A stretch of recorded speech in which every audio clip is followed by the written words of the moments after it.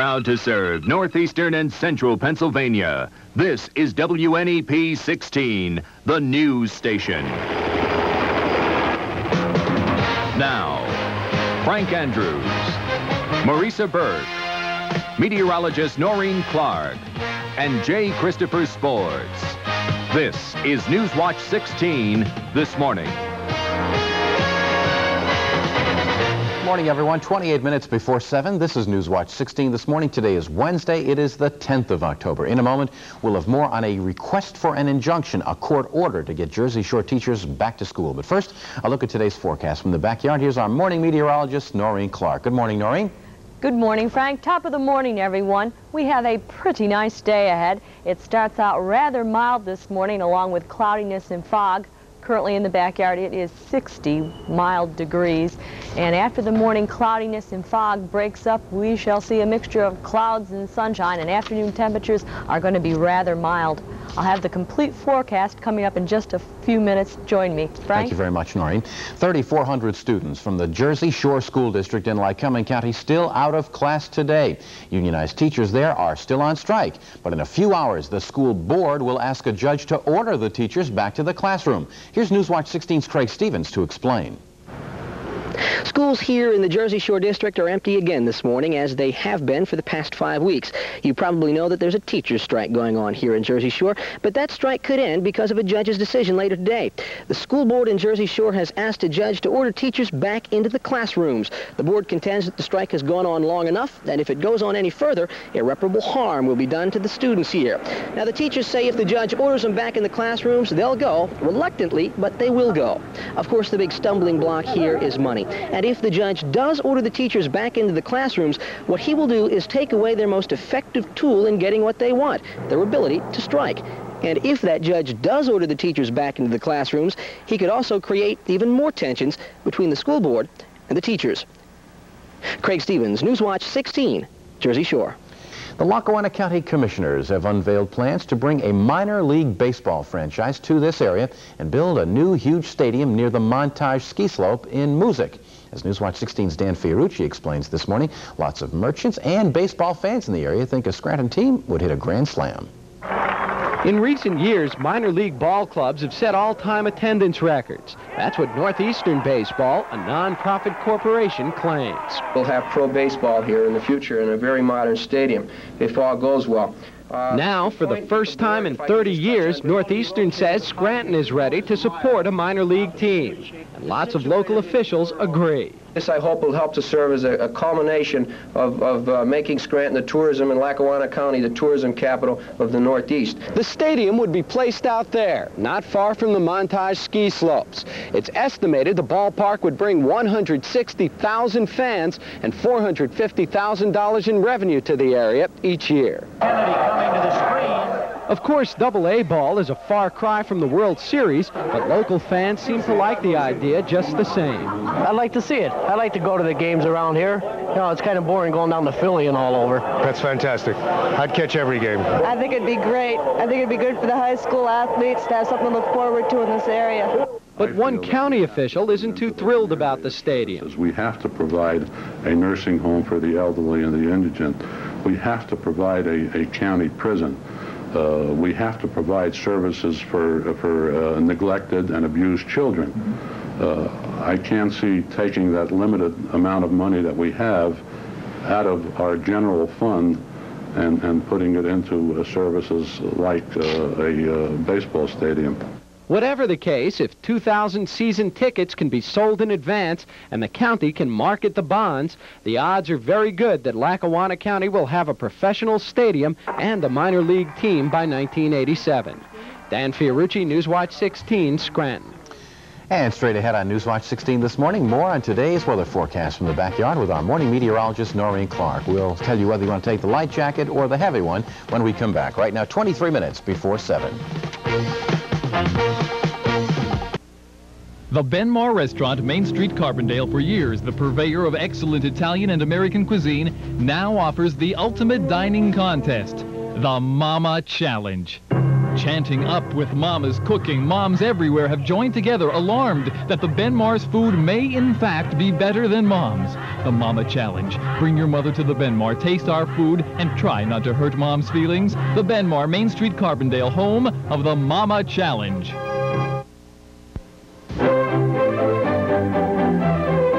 Delights by the dozen in luscious variety.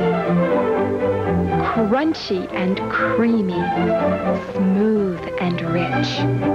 Taste all of your favorites at Gardner's. Gardner's Candy Stores since 1897. Gardner's weekend special is crispy, crunchy pretzels covered with rich milk chocolate, only $3.19 a pound. Good morning, everyone. Just about 21 minutes now before 7, and Noreen is out in the backyard. Noreen, I don't know if this is officially Indian summer, but it sure is a nice break from the cool weather. Oh, I agree, Frank. You sound like you're ready for Indian summer, and I've got some good news in that department. Currently in the backyard under cloudy skies. It's now 60 degrees, and that is very mild for a morning this time in October. 86% for the relative humidity. The winds are calm, and that makes it feel comfortable outside. The barometer is high, and it's on the rise. Today's sunrise occurs this morning at 10 minutes after 7, and sunset is coming up later on tonight. I should say it's going down later on tonight at 6:31. And if you'd like to join our snowfall contest to win a brand new snowblower, please send a postcard with your name, address, phone number, and the date and hour for the first inch of snow that will fall here in the backyard. And please send the postcard to the address titled Snowfall, WNEP Backyard, Avoca, Pennsylvania, 18641. And just a reminder, it is a brand new snowblower, and Tom and I will be at your driveway to present it and actually clean out your driveway.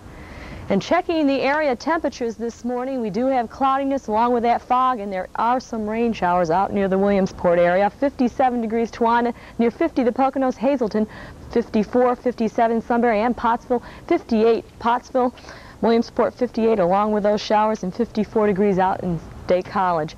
And checking the satellite picture this morning, high pressure of dry air is beginning to filter in today, and along with that, even though we start out with the clouds and the fog, it's going to poke some holes in those clouds, and we will see sunshine during the day along with that mild temperatures. In fact, this high pressure area building down over the state is going to last right through the weekend. Temperatures are going to become very mild. We might want to call it Indian summer because they're going to be above normal for high temperatures and low temperatures. We'll have dry days and mild nights. Along with that, you'll notice that there is a hurricane. It has strengthened, Hurricane Josephine, overnight. It's located to the northeast of the Grand Bahama Island, and it's moving very slowly to the northwest toward the southeast coast. Because it's moving so slowly, it's hard to say what its exact course will be right now, but it does look like the weather pattern will allow it to strengthen, so we're going to keep an eye on that. Out to the west for the game tonight, the second game of the World Series out in San Diego. It will be under fair skies with temperatures near 70 degrees, and that sounds mighty good. Let's check our forecast, and we're looking for a nice day ahead after the clouds and fog break up a bit, and the sun will come out this afternoon. Temperatures get mild. Montrose 68 degrees for high, Edwardsville 71, 72 Lock Haven, 66 in Hazleton, and 72 degrees in Minersville. The winds out of the east, and they'll be light. And in the health watch, because we'll see sunshine this afternoon and temperatures that are above normal, all the categories in the health watch will be indexed high. A mighty nice day to exercise or be outside later on this afternoon. Checking our forecast, we're looking for some sunshine this afternoon and mild temperatures, the high 71, partly cloudy tonight with fog forming, the low 55. Tomorrow will be a beautiful autumn day under sunshine, the high 72. On Friday, we're looking for fair, pleasant weather, and temperatures become warm under sunshine on Sunday.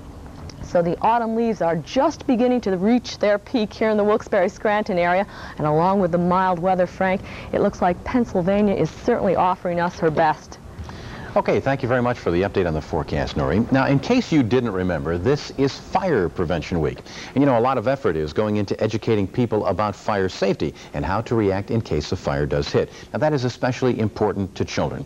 And at one Monroe County elementary school, kids are learning safety tips from a fire hydrant that spins around and talks. Here's Newswatch 16's Valerie Devine. It's not your typical class or your typical teacher, but it's attracting a whole lot of attention. students at the Smithfield Elementary School in Marshalls Creek are learning about fire prevention. But unlike your normal classroom, the teacher isn't the only one doing the talking.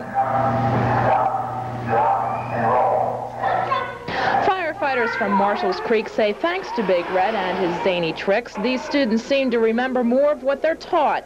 And if you talk to the kids, well, they just love him. I think he's neat.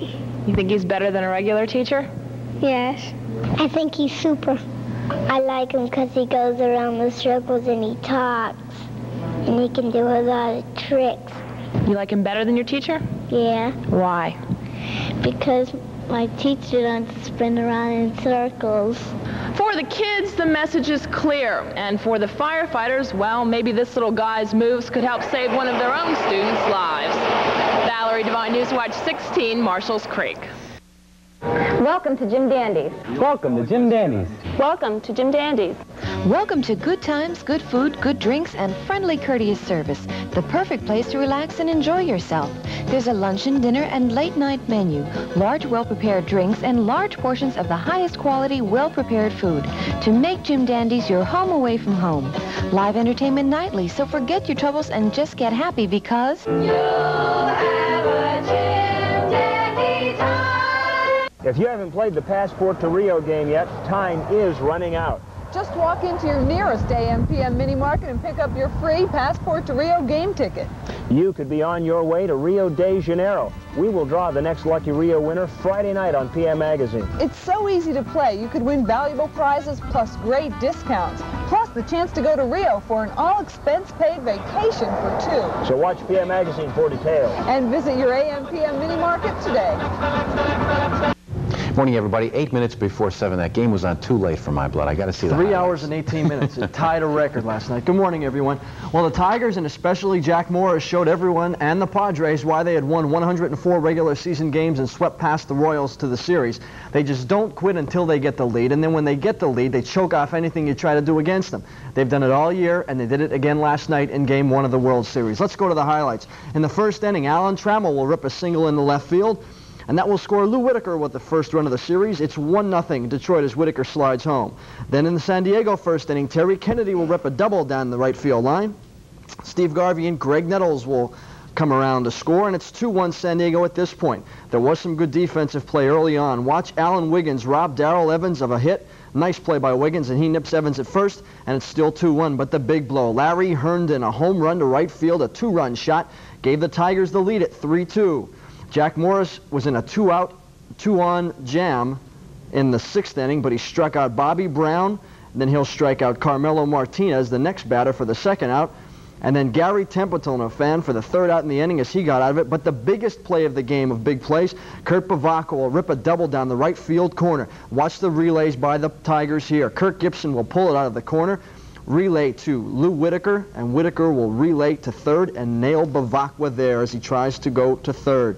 That was the final out of the 7th inning. No more threats. Dan Petrie against Ed Whitson in Game 2 as the Padres try and even the series tonight.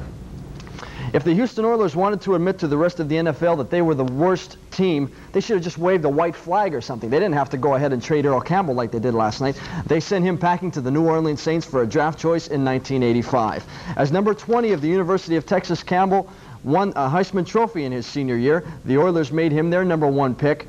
In 1978, he quickly became a big-namer, leading the NFL in rushing in his first 3 years and the AFC in his 4th. But the Houston went sour, and it seemed that Campbell did too. This year he averaged under 3 yards a carry, but consider the personnel he has to run behind a very, very young offensive line. The deal was completed just 30 minutes before the deadline last night at midnight. It came as a surprise since the Saints already have a bundle of backs, including another Heisman winner, George Rogers.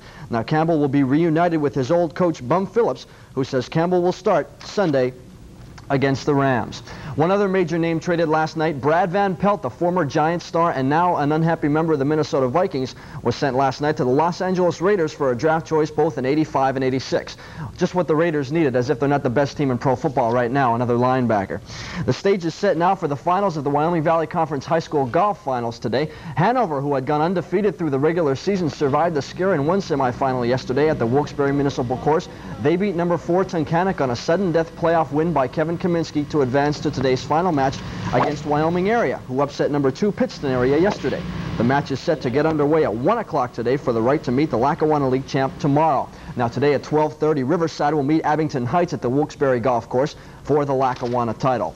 Believe it or not, basketball and hockey are right around the corner. Last night, the Dallas Mavericks and their number 1 draft choice, Sam Perkins out of North Carolina, agreed to some terms of a contract. The terms were not released today. Perkins is expected to sign later on this afternoon. The fish forecast for this, the 10th of October.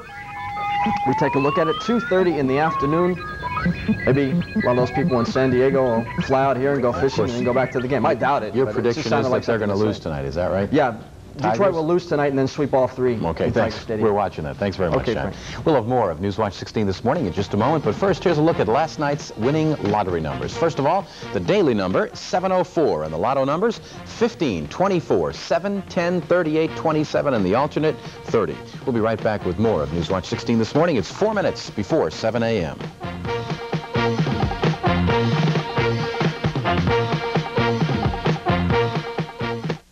Clean like a pro with P.J. Moore's upholstery and rug shampoo, used by thousands of professionals in the cleaning industry.